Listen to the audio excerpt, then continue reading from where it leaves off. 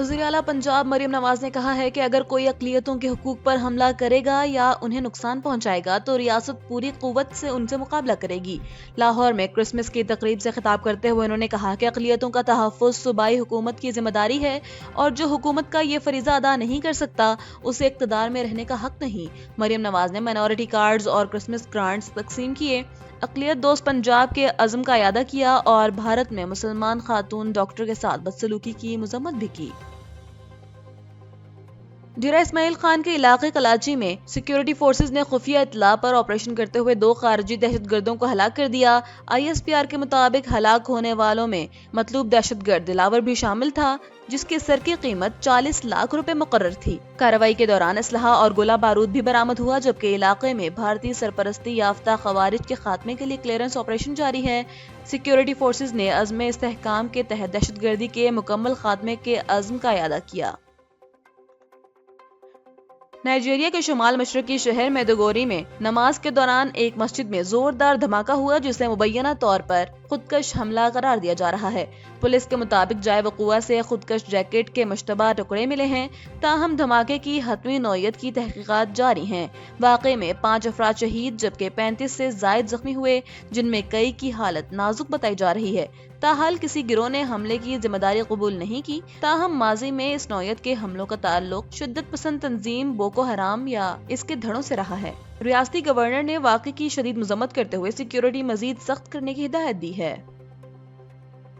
Army chief اور chief of defence staff field marshal Syed Asim Munir نے راولپنڈی کے کرائسٹ چرچ میں کرسمس کی تقریب میں شرکت کرتے ہوئے مسیحی برادری کو دلی مبارکباد دی۔ ISPR کے مطابق انہوں نے امن، ہم آہنگی اور خوشحالی کی نیک تمناؤں کا اظہار کیا۔ قائد اعظم محمد علی جناح کو خراج عقیدت پیش کیا اور بانی پاکستان کے مساوات، آزادی اور مذہبی رواداری کے وژن کو اجاگر کرتے ہوئے اقلیتوں کے حقوق کی حفاظت کو پاکستان کے نظریے کی بنیاد قرار دیا۔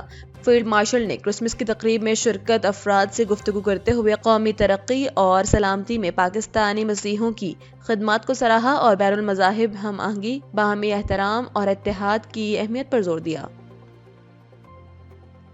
امریکی جریدوں فارن پالیسی اور دی ڈپلومیٹ کے مطابق پاکستان نے ٹرمپ کی نئی خارجہ پالیسی میں بڑی سفارتکاری کامیابی سے حاصل کی ہے، جس کے تحت واشنگٹن میں پاکستان کا اعتماد اور رسائی بڑھی ہے اور وہ ایک بار پھر اہم اور کارآمد شراکت دار بن گیا ہے۔ عالمی تجزیے نے بھارت کو واضح طور پر نقصان اٹھانے والا قرار دیا۔ رپورٹس کے مطابق پاکستانی عسکری قیادت نے ریاستی سطح پر انتہا پسندی کے خلاف مضبوط پیغام دیا۔ مئی 2025 کی جنگ میں بھارتی رافیل طیارے مار گرائے گئے اور دہشت گردی کے خلاف مؤثر اقدامات کیے گئے۔ پاکستان نے سعودی عرب، قطر اور ترکیہ کے ساتھ دفاعی اور ثالثی کردار کو مضبوط کیا، جس سے عالمی سطح پر اس کی ساکھ اور اسٹریٹجک حیثیت بڑھ گئی۔ Army chief field marshal Syed Asim Munir اور پاکستانی سفارتکاروں کی حکمت عملی نے واشنگٹن میں طاقت کا توازن پاکستان کے حق میں موڑا اور پاک امریکہ تعلقات میں نمایاں بہتری لائی۔ قومی ایئر لائن نے اعلان کیا ہے کہ وہ مارچ 2026 سے لندن کے لیے اپنی فلائٹ آپریشن کو بحال کرے گی۔ ذرائع کے مطابق ایئر لائن کو ہیتھرو ایئرپورٹ پر ہفتہ وار 4 پروازوں کے سلاٹس مل گئے ہیں۔ قومی ایئر لائن نے سلاٹس محفوظ رکھنے کے لیے پہلے ترکش ایئر لائن کو فراہم کیے تھے، تاہم اب برطانیہ کے لیے پروازیں دوبارہ شروع کی جائیں گی۔ National cyber crime investigation agency نے کراچی میں منظم عالمی گروپ کے خلاف کارروائی کرتے ہوئے 15 غیر ملکی اور 19 پاکستانی شہری گرفتار کر لیے۔ وزیر داخلہ سندھ ضیاء الانجار کے مطابق ملزمان شہریوں کو on line investment, crypto currency اور فوریکس کے جھانسے میں لا کر لوٹنے میں ملوث تھے۔ کارروائی کے دوران 37 کمپیوٹرز، 40 موبائل فونز، 10,000 سے زائد موبائل سمز اور 6 غیر قانونی گیٹ وے ایکسچینجرز برآمد کی گئی۔ ایڈیشنل ڈائریکٹر طارق نواز نے کہا کہ تحقیقاتی ٹیم تکنیکی شواہد پر مزید کام کر رہی ہے اور گرفتاریاں DHA فیز 1 اور فیز 6 سے عمل میں آئیں۔ کمشنر کراچی نے کراچی ڈویژن میں چینی کی نئی قیمتیں مقرر کر دی ہیں۔ ہول سیل قیمت 140 روپے فی کلو جبکہ ریٹیل قیمت 143 روپے فی کلو رکھی گئی ہے۔ نوٹیفیکیشن کے مطابق یہ نرخ فوری طور پر نافذ العمل ہوں گے اور تا حکم ثانی برقرار رہیں گے۔ کسی بھی فرد یا تنظیم کو سرکاری نرخ نامے سے مختلف قیمتیں جاری کرنے کی اجازت نہیں ہوگی۔ کمشنر نے دکانوں پر قیمتوں کی فہرست نمایاں طور پر لگانے کی بھی ہدایت کی ہے۔ وزیر اعظم شہباز شریف نے کرسمس کی تقریب سے خطاب کرتے ہوئے کہا کہ پاکستان میں ہر شہری کو اپنے مذہب پر مکمل آزادی حاصل ہے اور کسی کو قانون سے بالاتر ہو کر منمانی کی اجازت نہیں دی جائے گی۔ انہوں نے حضرت عیسیٰ علیہ السلام کی انسانیت کے لیے خدمات اور قرآن کریم میں حضرت مریم علیہ السلام کے بلند مقام کا حوالہ دیتے ہوئے مسیحی برادری کے قومی دفاع اور ترقی میں کردار کو خراج تحسین پیش کیا، جبکہ اقلیتوں کے حقوق کے تحفظ کے حکومتی عزم کو دہرایا اور وطن پر جان قربان کرنے والے مسیحی شہریوں کو سلام پیش کیا۔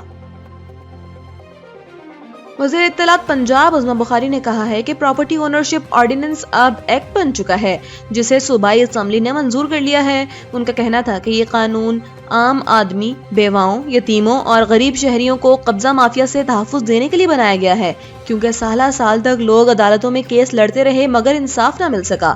عظمہ بخاری کے مطابق صوبے میں قانون سازی کا اختیار اسمبلی اور چیف ایگزیکٹو کے پاس ہے اور یہ ایکٹ عوامی مفاد میں ہے۔ بھارتی فوج نے سوشل میڈیا پالیسی میں نرمی کرتے ہوئے اہلکاروں کو انسٹاگرام صرف دیکھنے کی اجازت دے دی ہے، تاہم پوسٹ کرنے، لائک یا کمنٹ کرنے پر پابندی برقرار ہے۔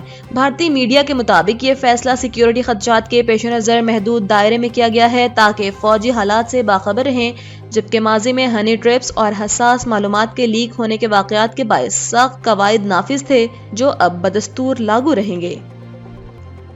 گلگت بلتستان کے ضلع استور میں ناردرن لائٹ انفنٹری کے 21ویں بیچ کی passing out parade NLI centre Bunji میں منعقد ہوئی، جس میں 901 نوجوانوں نے کامیابی سے عسکری تربیت مکمل کی۔ تقریب کے مہمان خصوصی فورس کمانڈر ناردرن ایریاز تھے، جنہوں نے پاس آؤٹ ہونے والے نوجوانوں اور ان کے والدین کو مبارکباد دیتے ہوئے LNI کی تاریخی قربانیوں اور سیاچن سے کارگل اور دہشت گردی کے خلاف جنگ میں جرأت و بہادری کو خراج تحسین پیش کیا، جبکہ نمایاں کارکردگی دکھانے والے جوانوں میں انعامات تقسیم کیے۔ ترک حکام نے تصدیق کی ہے کہ لیبیا کے آرمی چیف جنرل محمد احمد الحداد کا طیارہ برقی نظام میں خرابی کے باعث انقرہ کے قریب گر کر تباہ ہوا۔ حادثے سے قبل طیارے نے ایئر ٹریفک کنٹرول کو ہنگامی صورتحال سے آگاہ کیا تھا، تاہم لینڈنگ سے قبل رابطہ منقطع ہو گیا۔ ترک حکام نے واقعے کی باقاعدہ تحقیقات شروع کر دی ہیں، جبکہ لیبیا کی عبوری حکومت نے جنرل الحداد اور دیگر اعلیٰ فوجی اور سرکاری حکام کی ہلاکت کی تصدیق کی ہے۔ صدر مملکت آصف علی زرداری عراق کا 5 روزہ کامیاب سرکاری دورہ مکمل کر کے وطن واپس پہنچ گئے ہیں۔ روانگی سے قبل صدر نے کربلا معلیٰ میں روضہ امام حسین اور حضرت عباس علمدار پر حاضری دی، جہاں انہوں نے نوافل ادا کیے اور امت مسلمہ کے امن، اتحاد اور سلامتی کے لیے خصوصی دعا کی۔ اس موقع پر صدر پاکستان نے امام حسین کی عظیم قربانی کو حق، عدل اور استقامت کا دائمی استعار قرار دیتے ہوئے کہا کہ آپ رضی اللہ تعالیٰ عنہ کی تعلیمات انسانیت کے لیے مشعل راہ ہیں۔ دورے کے آخری مرحلے میں انہوں نے گورنر کربلا اور مزارات کے منتظمین سے ملاقاتیں بھی کی، جن میں باہمی احترام اور مذہبی سیاست کے فروغ پر تبادلہ خیال کیا گیا۔